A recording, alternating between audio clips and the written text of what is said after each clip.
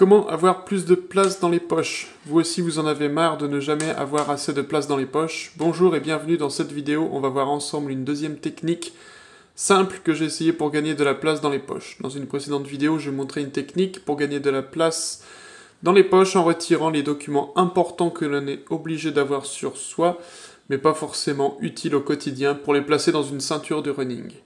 Une autre technique que j'ai essayée, c'est une astuce de voyageur, il s'agit de la pochette tour de cou. Là, c'en est une très basique de chez Decathlon, il en existe des bien meilleures, mais le principe reste le même. La pochette est passée autour du cou par cette sangle,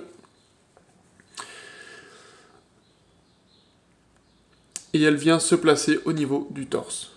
Le gros avantage, c'est de libérer vraiment de la place au niveau des poches, mais aussi au niveau de la taille.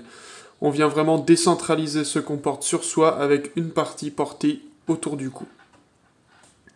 J'ai essayé plusieurs façons de le porter, sous les vêtements, directement sur la peau, entre les couches de vêtements, par-dessus les vêtements, et avec différents chargements, soit avec la partie documents administratifs, soit pendant la période Covid avec 1 ou 2 masques chirurgicaux au cas où, plus quelques pièces et billets, soit avec un mini carnet et un stylo.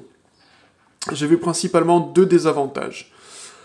Un, selon les vêtements qu'on porte, en particulier en été, ça se voit énormément, ça dépasse, ce n'est pas très discret, surtout en fonction du volume que l'on met dedans. Le mieux restant pour moi entre les couches de vêtements, par exemple si on porte une veste ou un sweat zippé, ça le dissimule, tout en le gardant accessible.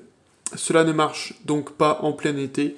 Je préfère une solution qui fonctionne par tout temps et toutes circonstances, sans avoir à me poser de questions.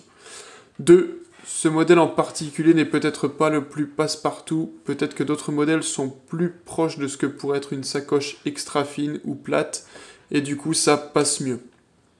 Bon, au final, entre le modèle qui ne me satisfaisait pas vraiment, et en plus ça ne correspond pas systématiquement à ma façon de m'habiller, j'ai préféré abandonner aussi cette idée.